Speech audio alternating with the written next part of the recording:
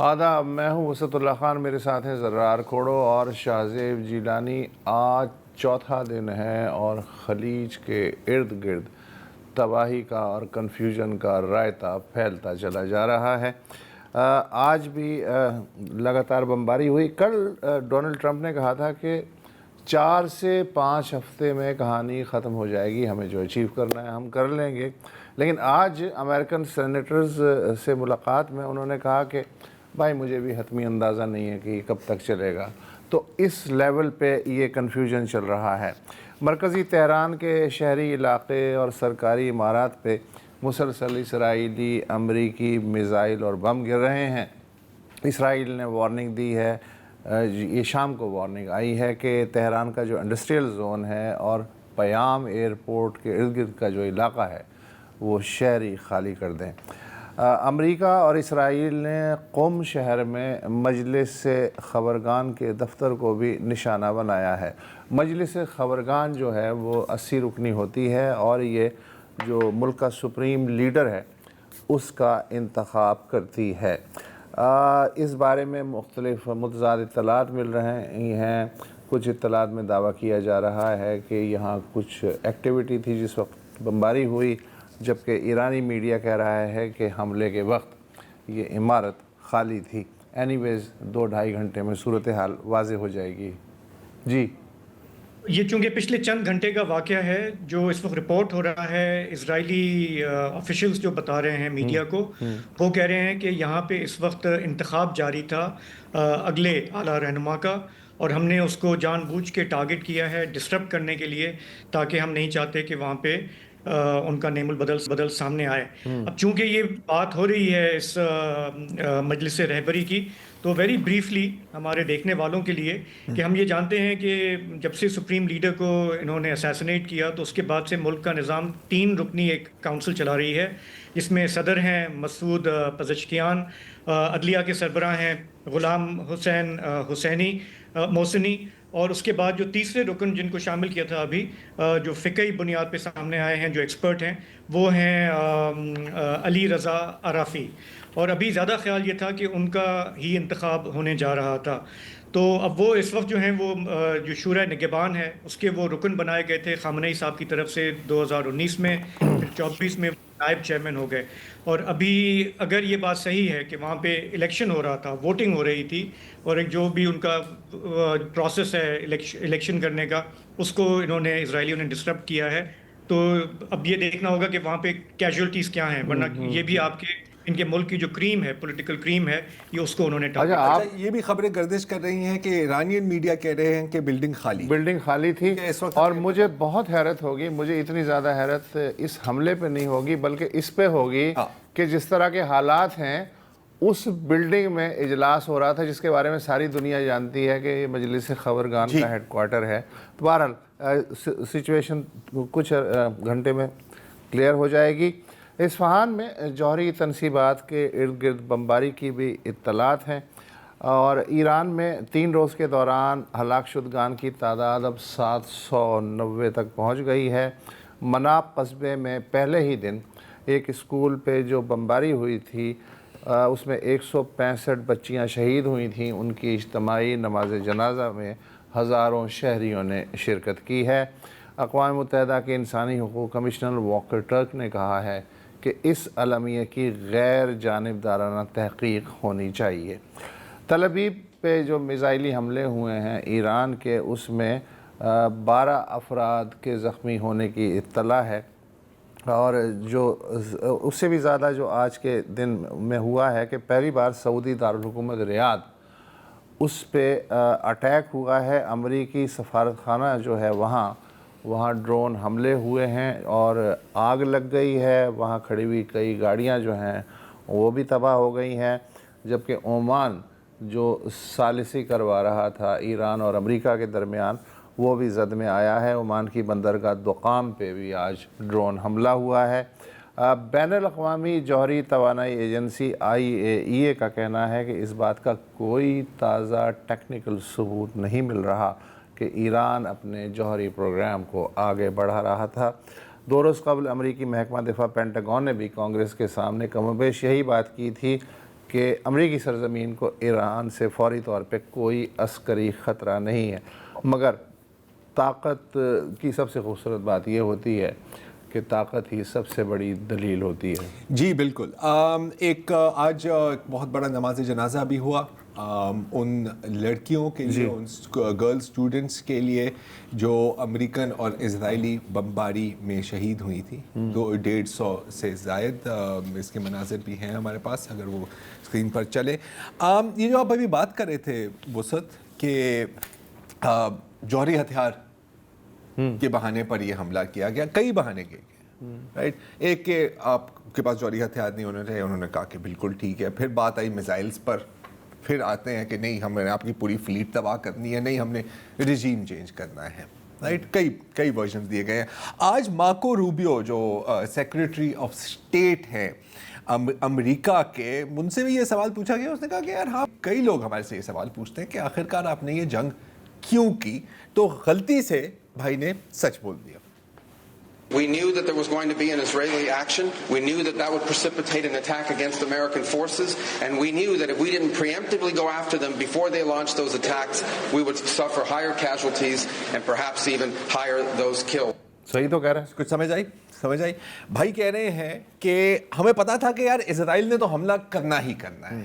اچھا اب اگر اسرائیل حملہ کرے گا تو پھر جب ایران جوابی کارروائی کرے گی تو وہ ہمیں بھی نشانہ بنائیں گے، تو ہم نے کہا کہ اس سے پہلے کہ ہم نشانہ بنیں ہم کیوں نہ ان کو نشانہ بنا دیں۔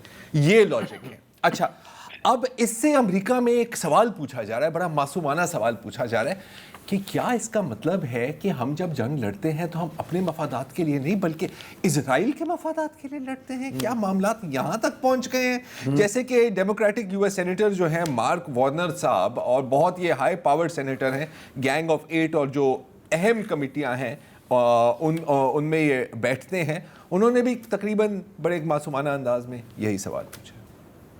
There was no imminent threat to the United States of America by the Iranians. There was a threat to Israel. But if we equate a threat to Israel as the equivalent of an imminent threat to the United States, then we are in uncharted territory. This is still a war of choice that has been acknowledged by others, was dictated by Israel's goals and timeline. جی تو یہاں پر mark صاحب وہ سوال پوچھ رہے ہیں جس کا جواب میرا خیال ہے کہ اس خطے میں ہم کئی دہائیوں سے جانتے ہیں کہ آپ کی جتنی بھی جنگیں ہوتی ہیں وہ اسرائیل کے لیے ہی ہوتی ہیں، کم از کم جہاں تک مڈل ایسٹ کا سوال ہے۔ اچھا امریکنوں کے لیے شاید یہ نئی بات ہے، تو ابھی آپ دیکھ رہے ہیں کہ ڈیموکریٹک پارٹی والے چلے وہ اپوزیشن ہے، ان کا تو کام ہی ہے بولنا۔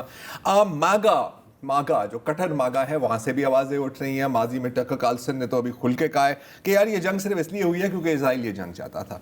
ہمیں پتہ ہے کہ صدر ٹرمپ جب الیکٹ ہوئے تھے تو نیتن یاہو وہی گئی تھے اور کئی گھنٹوں کے لیے نیتن یاہو نے اس کو بریفنگ دی تھی۔ میرا خیال ہے کہ فیصلہ وہاں ہی لے گیا تھا، اس کے بعد آپ صرف جواز کی تلاش میں تھے۔ مارجری ٹیلر گرین نے بھی یہی کہا ہے کہ جی تو ہم اس کا مطلب ہے کہ امریکن فوجی مطلب وہ گائے ہیں جو اسرائیل کے خاطر ذبح ہوں گے، ٹھیک ہے۔ اچھا اب ظاہر ہے کہ جب جو رائٹ ونگ میڈیا ہے، جو پرو زائنسٹ میڈیا ہے امریکہ میں، میرا خیال ہے کہ تقریباً 90% میڈیا کی میں بات کر رہا ہوں، لیکن کچھ اور مور زائنسٹ اینڈ ادرس جیسے کہ فاکس نیوز، اچھا فاکس نیوز دیکھ رہا ہے کہ یار یہ تو گیم پلٹ رہی ہے، لوگ عجیب سوال پوچھ رہے ہیں، ہمارے ابو اسرائیل کے بارے میں سوال پوچھ رہے ہیں، تھوڑا سا بھائی ڈیمیج کنٹرول کریں۔ سنیے کس طرح ہوا ہے damage control. And I want to ask you this, there are people that say, well, the Prime Minister of Israel dragged Donald Trump into it. And as somebody that's been friends with him over 30 years, nobody drags Donald Trump into anything, number one, but I want to get your reaction to that.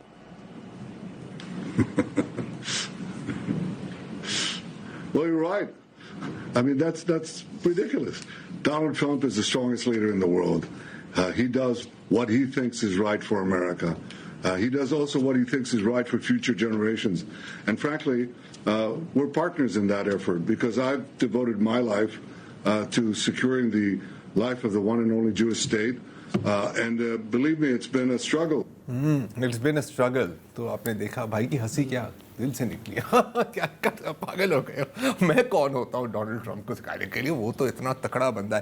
اچھا اب یہ باتیں یہاں پر چل رہی ہیں, ہم ظاہر ہے کہ ہم دیکھ رہے ہیں کہ, اور اس کا کوئی فائدہ نہیں ہے کہ جنگ کیوں گئی, جنگ اس لیے کی گئی مینلی کہ ہم کرنا چاہ رہے تھے, لیکن کچھ وجوہات ہوتی ہیں جو پھر بھی اس کے اندر فیڈ ان ہوتی ہیں, جیسے کہ جو ڈپارٹمنٹ آف وار, جو سابق ڈپارٹمنٹ آف ڈیفنس ہے, اب اس کا نام ڈپارٹمنٹ آف وار رکھ دیا ہے, اس کے جو سربراہ ہیں پیٹر ہیسگیتھ, ہاں ان کا بھی ایک ورژن ہے, ان کا بھی ایک نقطہ نظر ہے کہ آخر کار ہمیں ایران پر کیوں حملہ کرنا پڑا. President Trump has also been very consistent. Crazy regimes like Iran, hell-bent on prophetic Islamist delusions, cannot have nuclear weapons. It's common sense. جی, پروفیٹک اسلامک ڈیلیوژن, اس کا مطلب ہے کہ یار جو لوگ مطلب اس دنیا کو تباہ کرنا چاہ رہے ہیں, اپنے دین کے خاطر اور آخرت لانا چاہ رہے ہیں, ان کے پاس جوہری ہتھیار کیسے ہم قبول کر سکتے ہیں. اچھا یہ وہی پیٹر ہیسگیتھ ہیں, کٹر ایونجلسٹ, جن کے اگر آپ ٹیٹوز دیکھیں, ٹیٹوز دکھائیں پیٹر ہیسگیتھ صاحب کے, یہ جو کراس ہے اس کو کہتے ہیں کروسیڈر کراس. دس از دا کروسیڈر کراس, کن کا؟ صلیبیوں کا کراس ہے. اس کے ساتھ ساتھ بھائی کے اوپر اپنے اس کے بازو پر اگر آپ فوکس کریں, اوپر لکھا ہوا ہے ڈیوس وولٹ, جس کا مطلب ہے اللہ کا حکم لیٹن میں. اور یہ اگین کروسیڈرز کا ایک نعرہ تھا جب وہ وہاں پر قتل عام کر رہے تھے, بالکل جس طرح اسرائیل آج کل قتل عام کر رہا ہے, تو وہ یہ نعرہ بلند کرتے تھے. ٹھیک ہے, اس کے ساتھ ساتھ نیچے اس نے کافر بھی لکھا ہوا ہے کہ بھائی, یا آپ مجھے یہی کہتے ہو نا, تو دیکھ لو, لکھ لو, میں نے خود اپنے ہاتھوں, اپنے ہاتھوں سے نہیں کسی اور کے ہاتھوں سے اپنے بازو پر لکھوا دیا ہے کافر. رائٹ, جب آپ کو کوئی کہہ رہا ہو نا کہ یار میں یہی ہوں, تو پھر بندے کو مان لینا چاہیے کہ یار یہ بات ایسی ہی ہے. انٹرسٹنگ بات کیا ہو رہی ہے یہاں پر, ایک فاؤنڈیشن ہے امریکہ میں, the military religious freedom foundation, جس کے سربراہ ہیں مائیکی وائنسٹین. اچھا اب انٹرسٹنگ بات یہ ہے کہ کئی دہائیوں سے ان کا کام کیا ہے, ان کا کام ہے کہ امریکن فوج میں جو مذہبی انتہا پسندی ہے اس کو مانیٹر کیا جائے. اور ان کا کہنا ہے کہ بھائی پچھلے 48 گھنٹوں میں, صرف پچھلے 48 گھنٹوں میں ہمیں تقریباً 200 کمپلینٹس آئی ہیں مختلف فوجیوں کی, اور وہ کہہ رہے ہیں کہ ہمارے جو فوج کے جو پادری ہیں, چیپلنس, جو فوجی مولوی ہیں, وہ باقاعدہ اتنے خوش ہیں, اور ہمارے کمانڈرز بھی اتنے خوش ہیں, وہ کہہ رہے ہیں کہ جی یہ جنگ ہم اپنے لیے نہیں لڑ رہے, یہ اللہ کے فرمان ہے کہ ہم یہ جنگ لڑیں. اور جو ڈونلڈ ٹرمپ ہیں ان کو نعوذ باللہ حضرت عیسیٰ علیہ السلام نے چنا ہے کہ وہ آخرت لائے اس دنیا میں, وہ گریٹر اسرائیل کو قائم کرے. یہ آپ کو پتا ہے, اس پر ہم نے کئی بار بات کی ہے, میں بہت مزید ڈیٹیل میں نہیں جاؤں گا. یہ کٹر ایونجیلیکل سوچ ہے جس کا خیال ہے کہ بھائی یہودی وہاں پر واپس جائیں, اپنے اس پورے خطے پر قابض ہوں, تو پھر حضرت عیسیٰ علیہ السلام آئیں گے اور پوری دنیا کو عیسائی بنا دیں گے, مسیحی بنا دیں گے. یہ ان کی سوچ ہے, ایک چھوٹے سے طبقے کی. یہ نئی بات بھی نہیں ہے, 2017 سے اس طرح کی رپورٹس آ رہی ہیں کہ ایونجیلیکل انفلوئنس بڑھ رہا ہے, اس انتظامیہ میں مزید بڑھ گیا. اگر کوئی 30% امریکن فوجی آن پیپر ایونجلسٹ ہے, تو اس وقت 60% جو آرمی کے پادری ہیں وہ سب ایونجلسٹ ہیں. ہر بٹالین, ہر بیرکس میں ان لوگوں نے, آپ سمجھیں کہ اپنا مدرسہ کھولا ہوا ہے, اور یہ وہ لوگ ہیں, وہ ملک ہے جس کے پاس تقریباً 500 سے زائد جوہری ہتھیار ہیں. اور ایئر فورس کے 90% جو پادری ہیں جی وہ ایوانجیلیکل ہیں. تو اصل انتہا پسند کون ہے آپ خود فیصلہ کر سکتے ہیں. ایک وقفہ لے لیتے ہیں. پروگرام میں واپس خوش آمدید. ایک طرف افغانستان کا محاذ ہے جو ابھی تک گرم ہے, اس پہ سے توجہ ہماری ہٹ گئی ہے, کم ہو گئی ہے, کیونکہ ایران کے حالات جو ہیں اس وقت وہ زیادہ توجہ کا مرکز ہیں. اور پاکستان کی طرف سے بیلنسنگ ایکٹ, ایک طرف پڑوسی ہے, دوسری طرف عرب ملک ہیں جن سے ہم نے قرضے لیے ہوئے ہیں, ہمارے برادرانہ تعلقات ہیں. تو آج ہم نے سنا وزیر خارجہ نائب وزیر اعظم اسحاق ڈار کی طرف سے پارلیمنٹ میں بھی ایک پالیسی بیان, بعد میں انہوں نے پریس کانفرنس بھی کی. پریس کانفرنس میں انہوں نے بتایا کہ کس طرح سے ایران سے ایویکویشنز ہو رہی ہیں, وہاں سے اسٹوڈنٹس کو لایا جا رہا ہے تافتان کے تھرو واپس پاکستان. آذربائیجان میں بھی ایویکویشن کرائی جا رہی ہے. لیکن جو ان کا پالیسی بیان سامنے آیا کہ کس طرح پاکستان ڈی ایسکیلیشن کے لیے کوشش کر رہا ہے, اس کی پہلے ایک جھلک سن لیتے ہیں. تو اس وقت پورا گلف جو ہے وہ اس وقت ایئر سپیس بند ہے, کیونکہ میں نے پہلے کہا کہ اس کا اپنا فیصلہ ہے. ہماری ایڈوائس یا ہماری جو ہے ان کو کاؤنسلنگ وہ ان پہ بائنڈنگ نہیں ہے، لیکن ہم سنسیئرٹی خلوص کے ساتھ یہ کہہ رہے تھے مثلا ہم سعودی عربیہ کے ساتھ ایک اسٹریٹجک میوچل ڈیفنس ایگریمنٹ کر چکے ہیں، ساری دنیا کو اس کا پتہ ہے، it's a sovereign agreement, we are bound by that. میں نے اس کو مد نظر رکھتے ہوئے سعودی عربیہ سے فوری سینسٹائز کیا۔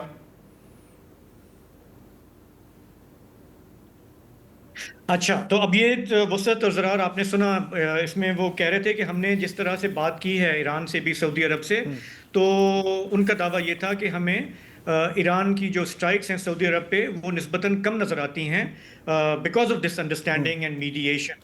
اب تک جو ہم نے دیکھا ہے سعودی عرب میں آئل ریفائنری ٹارگٹ ہوئی ہے، آئل فیسلٹیز ہوئی ہیں، وہاں پہ امریکن ایمبیسی ٹارگٹ ہوئی ہے، تو مجھے تو یہ سمجھ میں نہیں آیا کہ اگر ہم نے کوشش کی ہے ثالثی کی تو دونوں سائڈز اس کا کوئی اثر دیکھنے میں آ رہا ہے۔ ہاں دیکھیں یار شاہ زیب، مجھے تو دیکھیں، ایک تو میں کہوں گا کہ پاکستان اس وقت جس پوزیشن میں ہے مجھے بہت ہمدردی ہے اس کے ساتھ، کیونکہ دیکھیں ایک وقت پر ایک ٹائٹ روپ پہ چلنا مشکل ہے، ہم اس وقت کوئی 5 ٹائٹ روپس پہ چل رہے ہیں، رائٹ۔ دوسری بات کہ ہم بالکل ثالثی کی کوشش یقیناً کر رہے ہیں، ہمیں کرنی بھی چاہیے، لیکن کیا کوئی ہماری بات سن رہا ہے یہ ایک الگ سوال ہے۔ جہاں تک وہ جو حملے کی آپ نے ذکر کی جو سعودی آئل فیسلٹیز پر ہوئی ہیں، یہاں پر میں یہ بھی کلیئر کر دوں کہ ایران کا کہنا ہے کہ انہوں نے یہ نہیں کی۔ اب یہ بات درست ہے، یہ بات غلط ہے، مجھے نہیں پتا۔ ایران کا کہنا ہے کہ جی یہ فالس فلیگز ہیں جو موساد نے کی ہیں۔ موساد کی ایس او پیز جانتے ہوئے این ممکن ہے کہ ایسا ہے، یہ بھی ممکن ہے کہ کیونکہ ایران میں ڈی سینٹرلائز ہوا ہے سارا کام، کسی نے فائر کر دیا ہو۔ میرا نہیں خیال کہ بنیادی سوال یہ ہے نا، دیکھیں کہ کیا ایران نے واقعی سعودی عرب کی طرف نسبتاً ہلکا ہاتھ رکھا ہے؟ بالکل رکھا ہے۔ کل وہ میں نے ایک چارٹ دکھائی تھی۔ ہلکا ہاتھ ہے جی سوری، آپ کچھ کہہ رہے ہیں؟ کہہ دیا نہیں، میں یہ کہہ رہا ہوں کہ جو بنیادی جو سوال ہے وہ یہ کہ کیا واقعی سعودی عرب پہ ایران نے ہلکا ہاتھ رکھا ہے یا نہیں؟ ہم تو یہ کہہ رہے ہیں، کوشش یہ کہ جی ادھر تھوڑا سا جو ہے نا سب سے زیادہ جو ٹارگیٹڈ ہیں وہ یو اے ای ہے، اس کے بعد قطر کا آل ادید ہے، اور پھر جا کے کویت ہے۔ ابھی کل اگر آپ کو یاد ہو شاہ زیب، وہ آپ کو obviously اسکرین نہیں نظر آ سکتی اس وقت، لیکن ایک پوری چارٹ تھی کہ پہلے جو 48 گھنٹوں میں جہاں کس خلیجی ریاست پر سب سے زیادہ حملے ہوئے ہیں، سب سے کم حملے سعودی عرب پر ہی ہوئے ہیں۔ تو یہ ایک بات یہ ایک ہے سامنے، لیکن اگین پاکستان کی بیلنسنگ ایکٹ اس وقت، یار دیکھو ایران ہمارا دوست ہے، سعودی ہمارا بھائی ہے، چین ہمارا دوست ہے، چین ہمارا بھائی، امریکہ کے ساتھ ہمارے تعلقات چلے تھوڑے پہلے سے بہتر ہے، ہم سب کے ساتھ بنا کے رکھنا چاہ رہے ہیں، حالانکہ یہ سارے فریق ایک دوسرے کے اوپر فائرنگ کر رہے ہیں۔ تو یہ کوئی آسان سچویشن نہیں ہے یار، اس سے زیادہ مشکل ڈپلومیٹک سچویشن میرا خیال ایگزسٹ ہی نہیں کر سکتی۔ اور جو ڈائریکٹ ثالث تھا یعنی عمان، اس کے سر پہ 2-4 پڑ گئی یار، ان پر بھی پڑ گئی۔ یہ تو اتنے ایکٹیو ثالث نہیں۔ آخری ڈیولپمنٹ میں یہ بتا دوں، وزیر قانون ہے اعظم نذیر تارڑ، انہوں نے کہا ہے کہ کل جو پارلیمنٹ کی پارٹیاں ہیں ان کے سربراہوں کو علاقائی صورتحال پہ اعتماد میں لینے کے لیے ان کیمرہ بریفنگ میں مدعو کیا گیا ہے، جس میں پرائم منسٹر بھی ہوں گے۔ ٹھیک ہے ٹھیک ہے، ایک وقفہ لے لیں۔ Welcome back. اچھا، جو باہر ملک ہیں، جو خلیج فارس سے باہر کے، ان کے لیے سب سے بڑی پریشانی ہے، لڑائی اتنی بڑی پریشانی نہیں ہے ان کے لیے کہ آبنہ ہرمز جو ہے وہ کھلی رہے گی یا نہیں کھلی رہے گی، کیونکہ 20 سے 25% جو تیل ہے دنیا کا وہ اسی جگہ سے گزرتا ہے۔ 10 کلومیٹر کی انفیکٹ یہ پٹی ہے، ویسے تو یہ 40 کلومیٹر چوڑی ہے، لیکن 10 کلومیٹر کی پٹی ہے، ایک ٹریک ہے جس پہ سے سپر ٹینکرز گزر سکتے ہیں۔ اس وقت صورتحال یہ ہے، ایسا نہیں ہے کہ انہوں نے آگے پیچھے ٹینکر جو ہیں وہ ڈبو دیے ہیں یا کھڑے کر دیے ہیں آڑے ترچھے، صرف یہ ہے کہ چونکہ خطرہ بہت ہے، کسی بھی وقت کوئی ڈرون گر سکتا ہے، کوئی سپیڈ بوٹ آ کے ٹکرا سکتی ہے۔ 3-4 جو سپر ٹینکرز ہیں ان پہ اٹیک کی بھی کوشش ہوئی ہے، ہوا بھی ہے اٹیک، تو اس وقت ٹریفک نہ ہونے کے برابر ہے۔ اور عراق جیسا جو ملک ہے اس نے بالآخر طے کیا کہ جب تیل جانا ہی نہیں ہے باہر تو پھر جو پیداوار ہے اتنی کرنے کی کیا ضرورت ہے، تو اس نے 3 لاکھ بیرل جو اپنی یومیہ پیداوار ہے اس میں کمی کا اعلان کر دیا ہے۔ اور اس کا مطلب یہ ہے کہ باقی جو ممالک ہیں، کویت ہے، جیسے قطر ہے، یو اے ای وغیرہ ہیں، وہ بھی ظاہر ہے یہ کریں گے، ورنہ تیل نکالتے رہیں تو رکھیں گے کہاں اگر وہ آبنہ ہرمز سے نہیں گزر رہا۔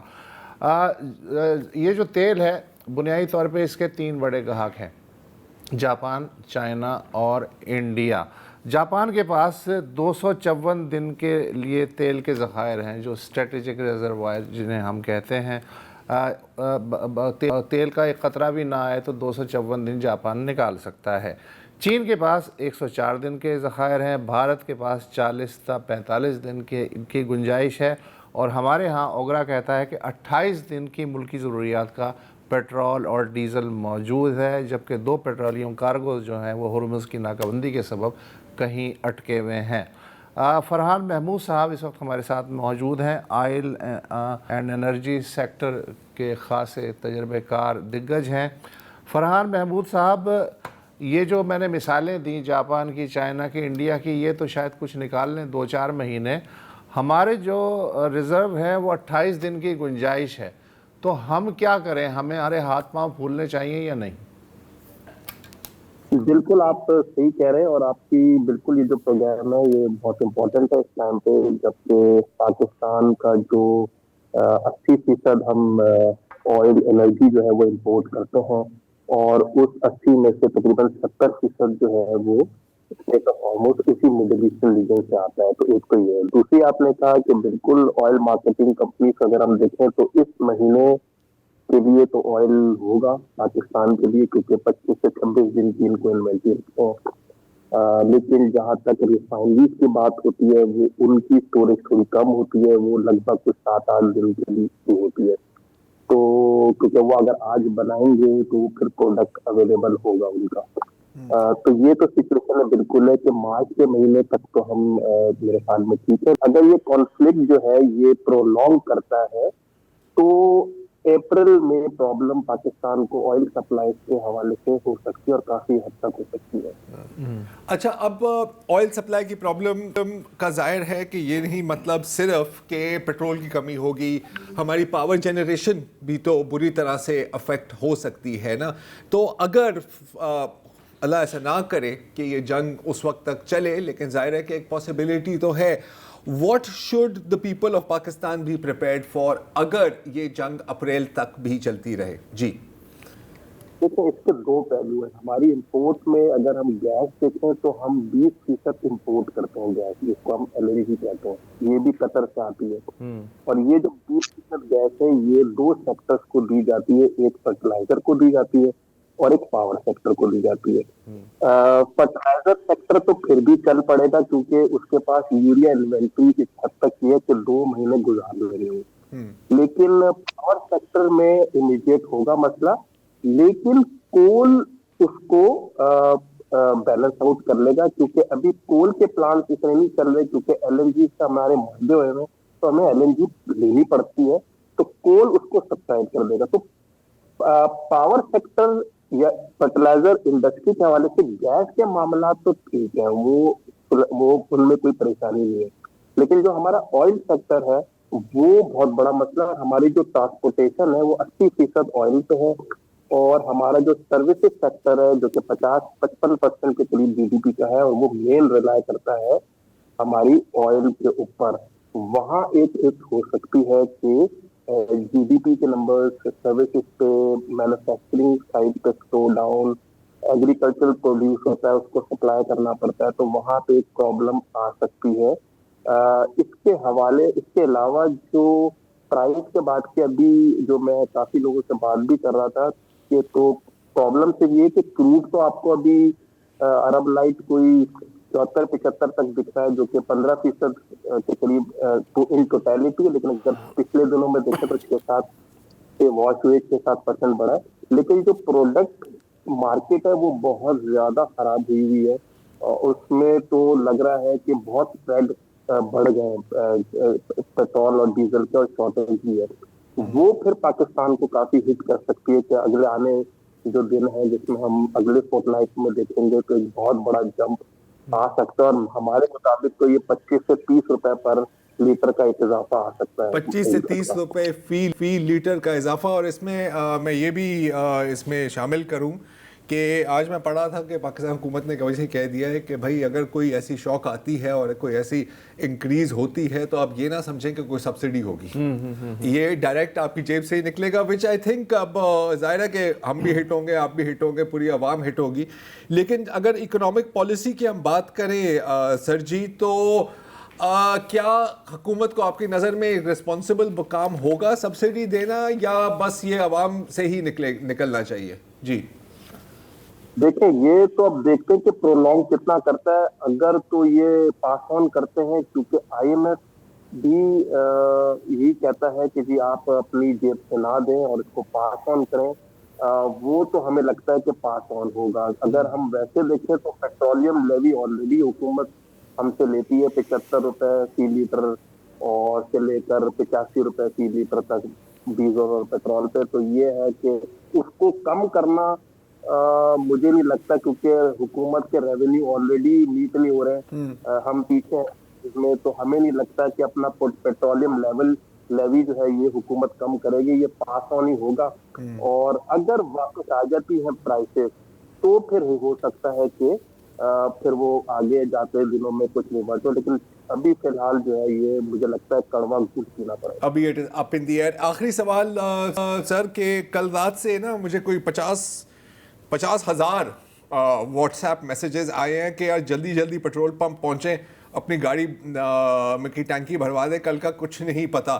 اتنی پینک کرنے کی تو اس وقت کوئی ضرورت نہیں ہے نا جی. دیکھیں, یہ اگر معاملات 2 ہفتے تک کے اندر ہو جاتے ہیں تو سلجھ جاتے ہیں, اور ہمارا جو روٹ ہے یہ پورا بحال ہو جاتا ہے, تو میرے خیال میں کوئی ایسی پینک کی ضرورت نہیں ہوگی, کیونکہ اسٹاکس تو اویلیبل ہے. لیکن اگر یہ مہینہ گزر جاتا ہے تو وہ ایک بہت پینک ہوگا. لیکن حکومت کو ابھی سے ہی آلٹرنیٹ پلانس کرنے پڑیں گے, جس میں آلٹرنیٹ میں آپ کا آ جاتا ہے کہ ادھر وہ ریڈ سی سے کریں, لیکن وہ اگین ایک بہت مشکل رستہ ہے جہاں پہ صومالیہ اور یمن لگتے ہیں, وہاں الگ مسئلے ہیں. یا میتا کی طرف جائیں, کیونکہ پچھلے 2-3 مہینوں میں کچھ ریفائنریز نے ایکسپیریمنٹ کیا ہے کہ یو ایس سے کروڈ لینے کا, اور وہ بہت اچھا ثابت ہوا ہے. تو یا تو یو ایس کی طرف جا کے کروڈ لیا جائے, جو کہ تھوڑا سا مہنگا پڑے گا, بٹ اویلیبلٹی ہو سکتی ہے, یا پھر افریقن ممالک میں جس میں نائجیریا ہے. تو پاکستان کی اگر گلوبلی سے دیکھیں تو شیئر بہت کم ہے, ہارڈلی ہمیں روزانہ کا کوئی تقریباً اگر ہم دیکھیں تو 0.3 ملین بیرل پر ڈے چاہیے ہوتا ہے, جو کہ اگر ہم دیکھیں کہ اس روٹ کی وجہ سے افیکٹو ہو تو وہ 0.2 ملین بیرل پر ڈے, جو کہ بہت چھوٹا شیئر ہے. مل سکتا ہے, لیکن حکومت کو ابھی فوراً بیٹھنا پڑے گا, فوراً فیصلہ کرنا چاہیے. 100% درست بات ہے. اس میں اگر آپ لیٹ کریں گے تو وہ جو نائجیریا والا کروڈ بھی ہے نا, وہ بھی پھر آپ کو شاید ڈبل پرائس پر بیچ رہے ہیں, کیونکہ صرف آپ یا بیٹھ کے نہیں سوچ رہی ہے بات, انڈونیشیا سے بھی جو بھی ہے. لیکن پوائنٹ از کہ ڈونٹ ویسٹ, کر لیں. اچھا, یہ تو ایک اکنامک پہلو ہوا کہ ایران کی میں جو جنگ ہو رہی ہے, جو جنگ ہو رہی ہے اس کا پاکستان پر کیا فال آؤٹ ہوگا. ایک اور فال آؤٹ ہو رہا ہے, اور وہ ہے پاک ایران سرحد. اس وقفے کے بعد اس پر بات کرتے ہیں. Welcome back. ایران میں اگر کوئی کشیدگی ہو, یا اس کیس میں اگر ایران پر حملہ ہو, تو اس کے ڈائریکٹ اثرات پاکستان پر پڑتے ہیں. اس وقت ہم دیکھ رہے ہیں کہ پاکستانی زائرین جو تہران اور قم اور ایران کے مختلف مقامات پہ گئے تھے, وہ بہت بڑی تعداد میں تافتان بارڈر کراسنگ کے ذریعے پاکستان میں واپس داخل ہو رہے ہیں. وہاں پر کافی رش ہے, کافی کراؤڈز ہے مقامی ذرائع کے مطابق. اب ظاہر ہے کہ جیسے میں نے کہا کہ اثرات تو پورے پاکستان پہ پڑیں گے, لیکن بالخصوص جو اثرات پڑ رہے ہیں وہ پاک ایران کی جو سرحد ہے, سرحدی علاقے ہیں پاکستان کے ایران سے جو جڑتے ہیں, وہاں پڑ رہے ہیں. اور میں بات کر رہا ہوں اس وقت پاک ایران تجارت کی. 2024 میں تقریباً $1 بلین سے زائد تھی, کہ ہم ہمیشہ کہتے ہیں کہ ہم اس کو $8-9 بلین تک لائیں گے. ایسا ابھی تک ہوا نہیں ہے. اور یہ میں بات کر رہا ہوں 1.2 بلین کی, جو آفیشیل ٹریڈ ہے. ان آفیشیل ٹریڈ ہے, ہم اندازہ بھی نہیں لگا سکتے کہ کتنی گنا زیادہ ہے. تو اس وقت اس علاقے میں اور وہاں کے جو تاجر ہیں ان پر کیا گزر رہی ہے, اس پر بات کرنے کے لیے آج ہم نے دعوت دی ہے سردار شوکت پوپل زئی صاحب کو. پہلے بھی ہمارے پروگرام کا حصہ رہے ہیں. آپ ہیں صدر بلوچستان اکنامک فورم کے.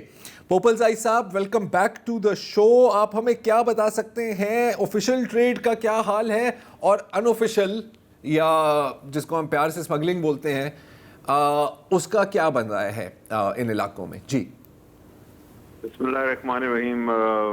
It's a pleasure خور صاحب. Your program is very knowledgeable الحمدللہ. اب جو سب سے امپورٹنٹ چیز آپ نے چھیڑی ہے بلوچستان کی, تو انفارچونیٹلی بلوچستان اس وقت آلریڈی انسرجنسی کی وجہ سے ٹربولنس میں ہے, اور بارڈر جو ہے وہ بڑے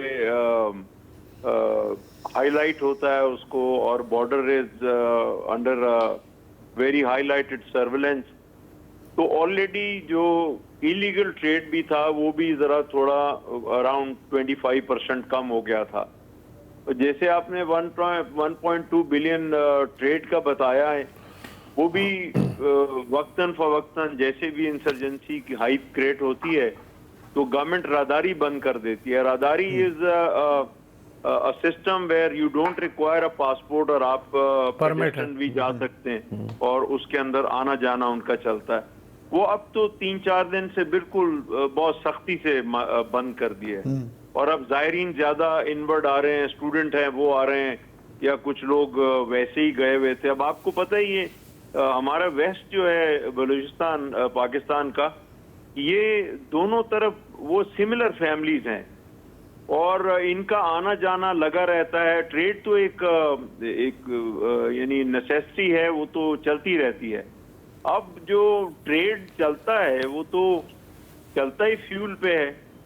تو اگر اب جنرل لوگ کہہ رہے ہیں کہ جی پاکستان میں, جیسے ابھی آپ کے پروگرام میں آپ فرما رہے تھے کہ جی سب سے زیادہ امپیکٹ الیکٹریسٹی پہ آئے گا, تو اس طرف یہ جو ایلیگل ٹریڈ بھی جو ہے, جس پہ انفارچونیٹلی گورنمنٹ کی کم نظر ہونے کی وجہ سے جو پاپولیشن بیچاری اسی پہ انحصر کرتی ہے, تو وہ ان کی کاسٹ بھی بڑھ گئی ہے. میں 3-4 دن سے میری وہاں بات ہوئی تو انہوں نے کہا جی چیزوں کی کافی کاسٹ بڑھ گئی ہے, لاجسٹک کاسٹ, ٹرانسپورٹیشن کاسٹ وہ بڑھ گئی ہے. میں نے لاسٹ ٹائم بھی آپ کے پروگرام میں عرض کیا تھا کہ ایک بہت امپورٹنٹ چیز ہے, وہ یہ ہے کہ ہمارا جو سدرن پارٹ ہے, particularly coastal area up to Ormara, یہ ایران سے ہمیں کوئی 110 میگا واٹ بجلی ملتی ہے, جو جس کی وجہ سے چل رہا ہے سلسلہ. تو اب اس کا کیا ہوگا پھر سے میں نہیں جانتا, کیونکہ ہم لوگ آلریڈی فکر مند تھے کہ 25% ٹیرف امریکہ نے آلریڈی ٹریڈ پہ لگایا تھا, اس کا اثر اس کے اوپر پڑے گا. اور جو معذرت کے ساتھ مجھے کہنا پڑے گا دکھ کے ساتھ کہ جو مین فیول ٹریڈ ہوتا ہے ایلیگل, اس کا والیوم بہت بڑا ہے اور اچھی خاصی پاپولیشن اس میں انوالوڈ ہے. اس وقت پاپولیشن ٹینشن میں ہے, اور this will have a socio economic impact on that western border side, کیونکہ نیچرلی گورنمنٹ کی بہت سخت نظر ہے, سیکورٹی ایجنسی کی بہت سخت نظر ہے کہ کون آ رہا ہے ایڈیشنل, کون چیزیں کیا لا رہا ہے. اچھا پوپل صاحب کی میں بات کاٹ رہا ہوں, اگر راہداری بند ہے, مطلب کہ ایک لحاظ سے آفیشیل ٹریڈ آپ کی منتقل ہو گئی ہے نا, رک گئی ہے, تو اس طرح کی صورتحال میں ہم اکثر دیکھتے ہیں کہ اسمگلنگ مزید بڑھ جاتی ہے, اور اسمگلرز کے جو پروفٹ مارجنز ہیں وہ بھی اس کے ساتھ بڑھ جاتے ہیں. تو کیا یہ بھی ہو رہا ہے ساتھ ساتھ آپ کی نظر میں؟ جی بالکل ہو رہا ہے. جیسے میں نے پہلے عرض کیا کہ آلریڈی یہ جو جب سے ایران یو ایس یہ اسکلیشن ہوا ہے, اس میں کافی پرائسز بڑھ گئی ہیں, ڈیفینیٹلی بڑھ گئی ہیں. جو مین ایشو ہے پرائسز, تو ایک جگہ جو ٹینشن ہے اس نے بہت زیادہ پرابلم کریٹ کیا ہے. دیکھیں اس علاقے میں کوئی زیادہ اکنامک سیکٹرز کی ڈیولپمنٹ نہیں ہے, تو the only option for them is the trading. اب میں تھوڑا سا اس طرف آؤں گا, پورٹس کی طرف. گوادر پورٹ, پھر پسنی پورٹ نہ ہونے کے برابر ہے, پھر آگے ہماری اور بھی کہتا لوگوں میں تھوڑا سا شعور آ گیا تھا. جو فشر مین ہے اس نے بھی اپنی انشورنس کرانا شروع کر دی تھی, گورنمنٹ کی وجہ سے یا چائنیز پورٹ کی وجہ سے, اور چائنیز پورٹ پہ کچھ ایکٹیویٹی بھی ہے, تو انشورنس پریمیم بہت بڑھ گیا. یہ 3-4 دن کی مجھے لوگوں نے بتایا کہ ایگزاربنٹ پریمیم بڑھ گیا. تو ڈیفینیٹلی جب یہ پریمیم بڑھے گا تو سوری میں آپ کو واپس تھوڑا لانا چاہ رہا ہوں. یہ جو معاشی امپیکٹ آئے گا وائڈر سمجھیں گے سندھ بلوچستان پہ یا پاکستان پہ, آپ نے ایرانی تیل کی اسمگلنگ کی طرف اشارہ کیا. اس کے علاوہ ایسی کون سی اشیاء ہیں کہ یہاں پہ شارٹیج ہو سکتی ہے؟ ہم سنتے ہیں یہاں پہ پھل آتے ہیں, سبزی آتی ہیں, تھوڑا بتائیں کہ اگر یہ لمبا چلتا ہے معاملہ تو یہاں پہ ہم we should brace for what kind of shortages? دیکھیں تو بڑی آپ نے بہت اچھی بات کہی, اور یہ بڑی پریشان کن بات ہے کہ اپ ٹو پسنی یا میں کہتا ہوں اپ ٹو ڈام کراچی کے بہت قریب ہے. ادھر میجورٹی جو چیزیں ہیں وہ ادھر سے ہی آتی ہیں. ایون گوادر کے نزدیک تو دودھ بھی آپ کو وہاں کا ملے گا, انڈے بھی وہاں پہ ملیں گے, ویجیٹیبل تو بالکل میں مانتا ہوں کہ یہ چیزیں آئیں گی. جب پرائسز بڑھ جائیں گی, لوگ آلریڈی انڈر سیکورٹی سٹریس ہیں وہاں پہ, حالات ایسے ہیں کہ وہاں کاروبار اتنا زیادہ نہیں ہے, تو اس کی وجہ سے تو اور پریشان ہو جی. اب یہ ایک میجر پریشانی ہے لوگوں کو, وہ بہت زیادہ ہے, جو میں آپ کو ہائی لائٹ کرنے لگا ہوں. وہ یہ ہے کہ خدا نخواستہ اگر یہ بہت زیادہ ایسکلیٹ کر جاتا ہے اینڈ اٹ بیکمز اے فل فلیج وار, تو ریفیوجی ایلیمنٹ ایک بہت بڑا ہے جو جس کی وجہ سے لوگ پریشان ہیں. ٹھیک ہے پوپل زئی صاحب, سوری میں آپ کی بات کاٹ رہا ہوں, ہمارے پروگرام کا وقت ختم ہو جاتا ہے, لیکن آپ نے ایک بہت اہم ایشو کی طرف کی نشاندہی کی ہے, ریفیوجی کرائسس. ترکی کو بھی اس چیز کی فکر ہے اور وہ ابھی سے ہی اقدامات, عراق کو بھی فکر ہونی چاہیے, سینٹرل ایشیا کو بھی ہونی چاہیے. وہاں پر بھی اور بہت کچھ ہو رہا ہے, کردوں کے ساتھ بھی کچھ گیم کھیلی جا رہی ہے, لیکن آج ہمارے پاس اس کے لیے وقت نہیں ہے. کل اس پر ہم انشاءاللہ بات کریں گے. آج کے لیے اتنا ہی جی, اجازت دیجیے, خدا حافظ.